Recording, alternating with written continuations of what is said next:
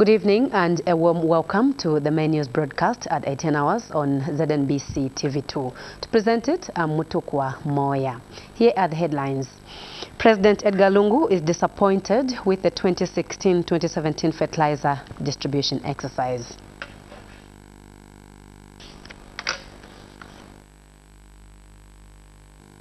Government has paid about 27 million kwacha to contractors building various infrastructures in southern province. And in foreign news, Gambia's new president says defeated leader Yahya Jammeh is expected to leave for Guinea within hours. We'd like to thank you so much for joining us. Another news on TV2 at 18 hours in detail. President Edgar Lungu is disappointed with the 2016-2017 fertilizer distribution exercise. The president expressed his disappointment when speaking on arrival in Chipata, Eastern Province, on a working visit which he says is not for politicking. The head of state has since challenged some banks to explain why some e-voucher cards have not been activated. President Lungu said he wants to see for himself whether fertilizer is reaching the farmers and if the armyworms are being contained. He has explained that he does not want to rely on reports but wants to see for himself the facts on the ground with respect to agriculture issues. And speaking when he met Paramount Chief Mpezani of the Ngoni people of Eastern Province at his palace today, President Lungu said he is aware that there are some people who are trying to frustrate government efforts in the distribution of farming inputs. President Lungu says some banks have failed to activate the e-voucher cards system, which has in turn led to delays in farmers accessing their inputs.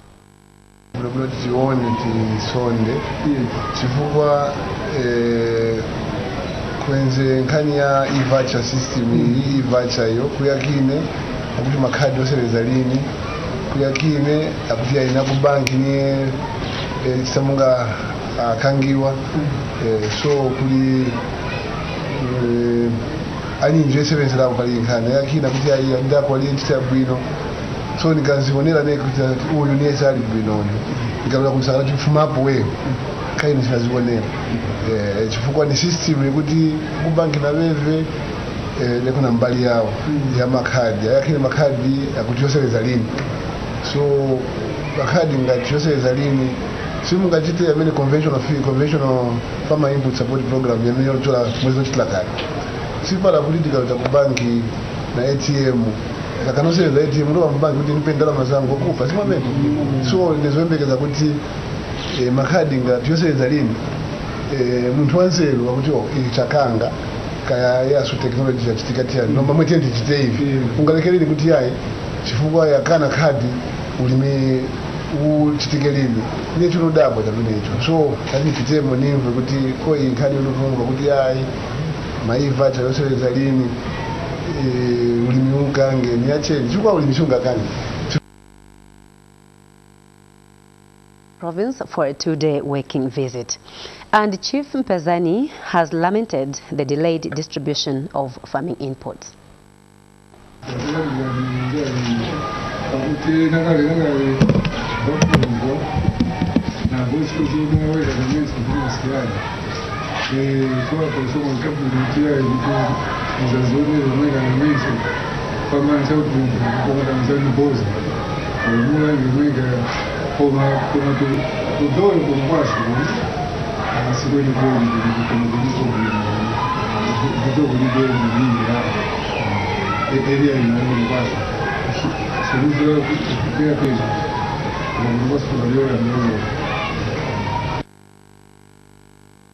About 18,000 small-scale farmers in Sarenja, Central Province, have not yet received farming inputs because their e-voucher have not been activated. This is out of the 22,000 farmers who are enlisted in the e-voucher system.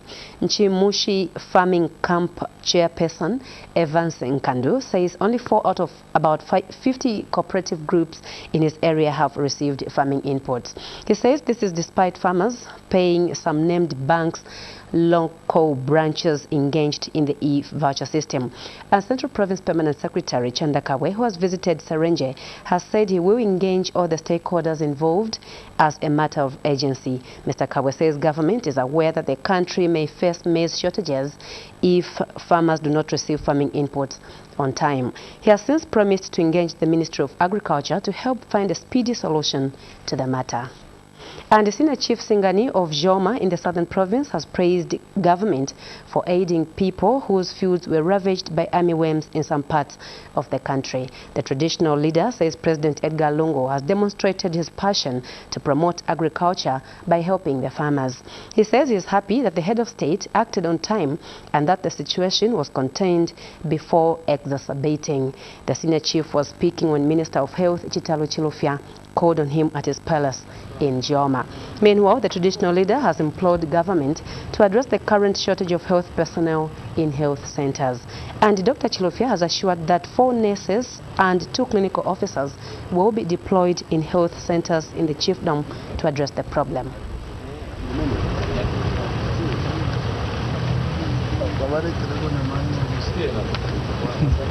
No, we are safe anyway. We have good rains. Our leader, is keeping us right, and we are just fine. But Honorable Minister, we have a bit challenge in our area here at Skalongo. We have no ambulance. It's a bit long here to Choma General Hospital. We have a catchment. We have people not less than 16,000 from this hospital. So we have a challenge. And the mother's shelter also, we don't have houses for nurses. We have few. We have 1 in 5 comparing to the people we have. So we are seeking as a government if you can at least help us. I have taken note of the concerns. The Patriotic Front government under His Excellency Mr. Edgar Lungu is determined to ensure that our people access health services in every part of this country. So your call is appropriate, and we will ensure that in our infrastructure operational plan we factor in expansion of infrastructure to meet the demand of health services for the 16,000 people here, and we also include in our plans in our distribution list for ambulances. We will be procuring ambulances in this year's budget, and we will definitely remember to send an ambulance over here. Government has started promoting investment in water development infrastructure through the construction of dams countrywide. Water Development Permanent Secretary Edward Chomba says investment in water development is meant to mitigate impact of poverty in rural areas.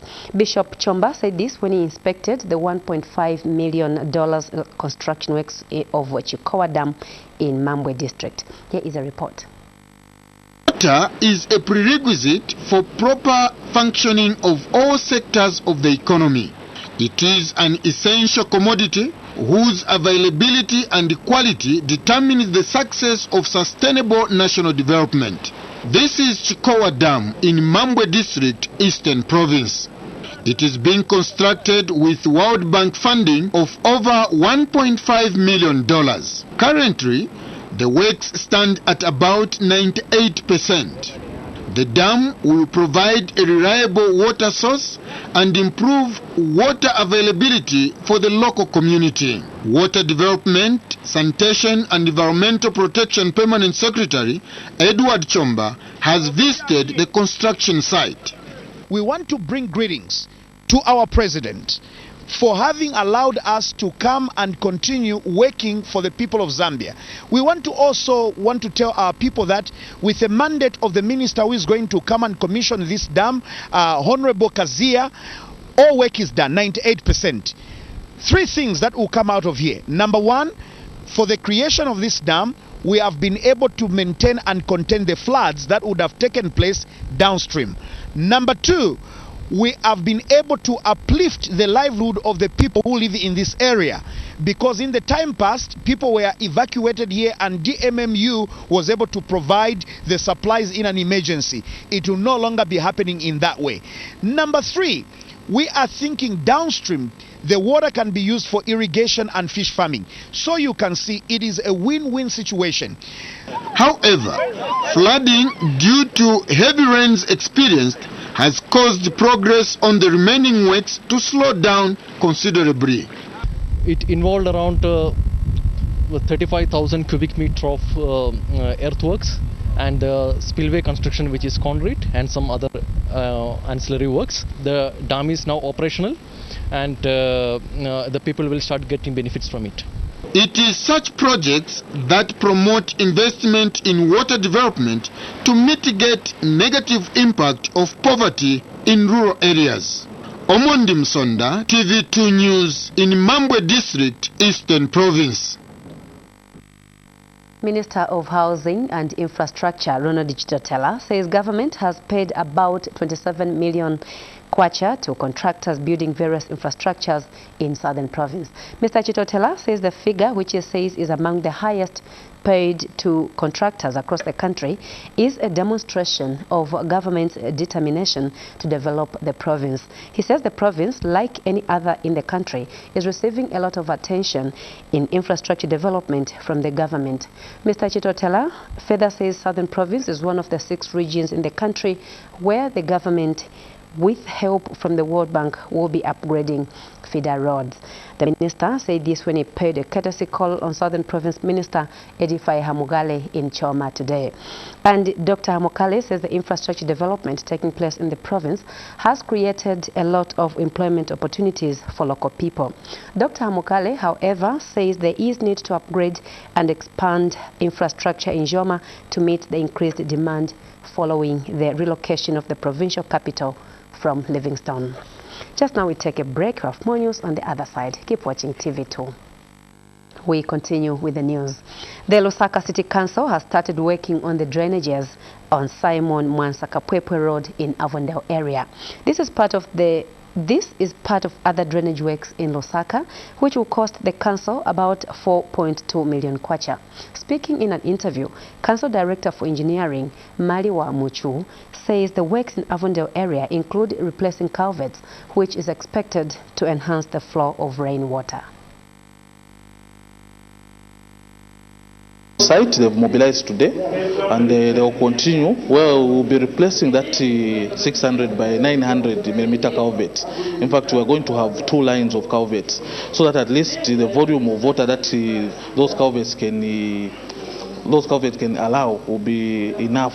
And it would suffice to mention that the discharge point, which is Manzi Valley, we've already worked on the drainage. We've already lined it. It's made of concrete, so that side the flow is okay. So once we work on that area, we do the culverts and direct the water to the discharge point, everything I think will be in a better, it will be better than the way it is at the moment. The Lions Club of Long Acres in Lusaka has donated wheelchairs to 3 paralyzed children at the University Teaching Hospital, UTH. The donation, that has been made in partnership with World Vision Zambia, is at an estimated cost of 6,000 kwacha. 2 of the 3 beneficiaries were paralyzed after they were involved in road traffic accidents. Here is a report. She looks older than her tender age of 4, but she is quite shy and reserved. Our cameras did nothing to settle her, but this kind of exposure was all for a good cause. Hannah's world turned around after she suffered a road traffic accident that crippled her spine. She has never walked since. Life was made even more difficult by the fact that she had no wheelchair. She is now one of the beneficiaries to the 3 wheelchairs donated by the Lions Club of Long Acres with support from World Vision Zambia. The doctor in charge runs us through the conditions of the girl and 2 others. She's got a head injury and then also a spinal injury. So it means that she's unable to walk, and she's dependent on the grandmother to lift her, taking her to the bathroom, and also a lot of activities of daily living. depends on her carrying her around. And then we've got Swati. Swati has got a spine deformity, which has rendered him unable to walk for a long time, and he was also dependent on others for mobility. So he's dependent on using the wheelchair to get around. This is Travis. Travis had a spinal injury, which also left him paralyzed from the waist down. The club president highlighted the organization's mission. We are aware of the challenges children who are unable to walk go through, and this is why we engaged World Vision Zambia to help us with the wheelchairs. Thus today we are able to support Swati, Travis and Hannah. We are also grateful to the hospital management for allowing us to make this humble donation. The Lions Club of Long Acres says it will continue to look out for those in society who may need a helping hand. Penelope Sikazwe, TV2 News, Lusaka.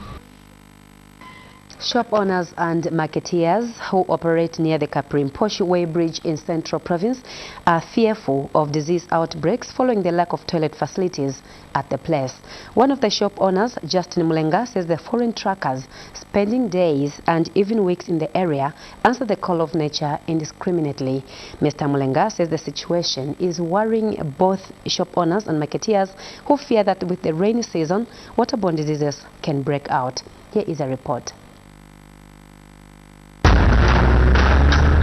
It is a busy weighbridge which attends to hundreds of trucks and buses daily.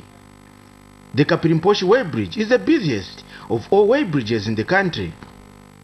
By law, any vehicle which weighs over 6.5 tons and above is supposed to pass through the weighbridge. We actually deal in controlling the weights that are moving on our roads. So it's actually important, at least so that we sustain our road network. If left without curbing the overload, I think it will be a very big problem now to our road network. But this same law has even affected government vehicles. If the government vehicles are going to be impounded, you bring confusion. Like last time I had a vehicle going to Rwanda with government machinery to my fellow DC Nani. Your friends were working against the government, I can simply say that. Overloaded trucks are impounded and kept in the detention area until owners pay. Some foreign drivers whose trucks are either impounded or waiting to be cleared spend days and even weeks here. They sleep in these trucks and are accused of answering the call of nature in this waterlogged area. They've got no toilets. They've got no toilets. Yes. Even these truck drivers, they've got no toilets. They just waste where the trucks are underneath. It's a shame. Yes, I know. Hapa kwa kweli sio pazuri, mashimo makubwa. Ringi bade kwa temi ama nani kane. Ama breakdowns murando amesha yene nama potholes. Ukwikala kwabo bale kwata problem yakwishoka bachamalwele kuti same time. Kumensha ekalire ma potholes kuti balwala mala, kuti balwala kolera nishita mines. Ene obulwele bwishire kuti balwala because palifiko. Central Province Permanent Secretary Chandakabwe recently toured the area and was concerned. I think you can construct your own car park where these trucks can be parking, improve the facilities, put the toilets there, the washrooms there, so that we avoid these trucks parking along the road. They can move there, park in your car park, they give you revenue that you need as a local authority. Kapirimposhi is a transit town for vehicles coming from the southern part of Zambia and heading to the Democratic Republic of Congo, Tanzania and the country's northern provinces. Most of the country's exports also pass through this town. Paul Sharara, ZNBC News in Kapirimposhi, Central Province. In other news, a road has collapsed in Lusaka Stone Park residential area due to heavy rains experienced in the city. Silwiza Ward Councillor Tessicius Ndolesha says this happened 5 days ago. More in this report. This has become a danger point on this road. After consistent heavy rains experienced in most parts of Lusaka, part of this road has become impassable. What appears to be a landslide or erosion was caused by recent floods 5 days ago. Now residents are worried and are appealing for interventions. Yashitaova mvula yaononga bad hapa.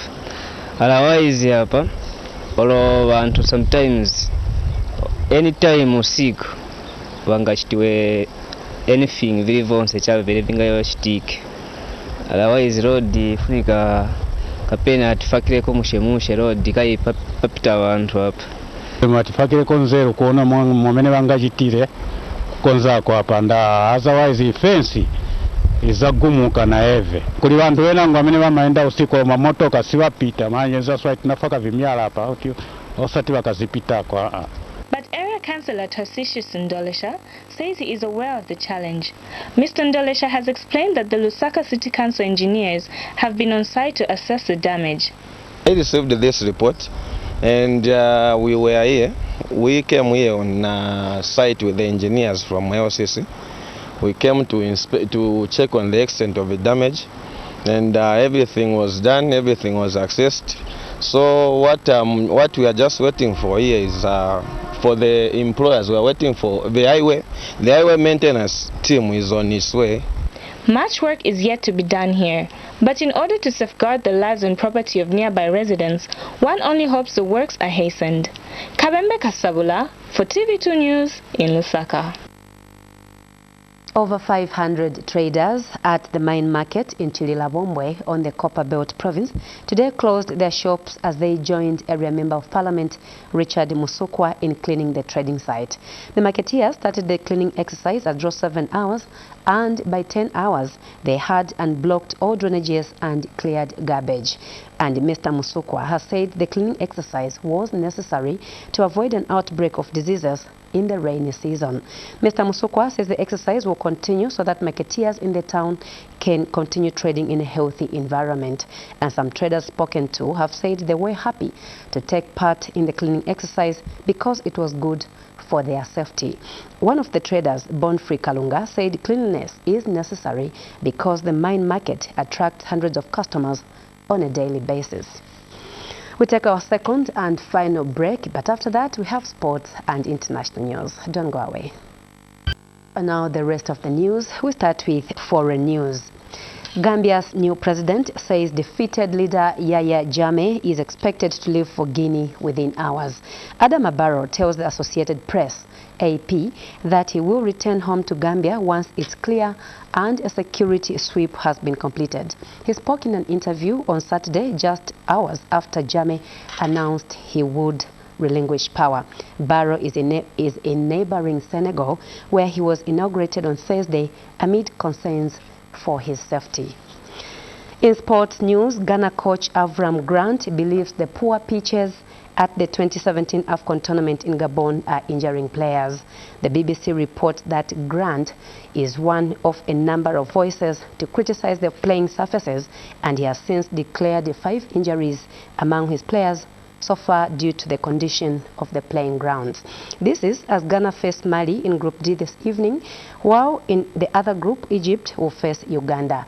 Grant has highlighted the problem facing rivals Egypt, who have only veteran stopper Essam El Hadari available after injuries to Ahmed El Shenawi and Sherif Ekrami. And the Tunisian defender Siam Ben Youssef believes the playing surface in Libreville, one of 4 pitches at the AFCON, is so bad that his side will have to change their style when they face Zimbabwe for their final Group B match. Today's games will wind up the second round group matches at the ongoing AFCON ahead of the final group matches, which are expected to be played at the same time starting tomorrow. We've come to the end of the menus at 18 hours this Saturday, but before we go, here's a recap of the headlines. President Edgar Lungu is disappointed with the 2016-2017 fertilizer distribution exercise. The president expressed his disappointment today when speaking on arrival in Chipata, Eastern Province on a working visit, which he says is not for politicking. Minister of Housing and Infrastructure Ronald Chitotela says government has paid about 27 million kwacha to contractors building various infrastructures in Southern Province. Mr. Chitotela says the figure, which he says is among the highest paid to contractors across the country, is a demonstration of government's determination to develop the province. And finally, Gambia's new president says defeated leader Yaya Jammeh is expected to leave for Guinea within hours. Adama Barrow tells the Associated Press that he will return home to Gambia once it's clear and the security sweep has been completed. We end the news right here, but you can still join us if you can for another detailed bulletin at 20 hours right here on TV2, the Pulse of Television. This is Mutu Kwamoya. Good evening and keep watching TV2.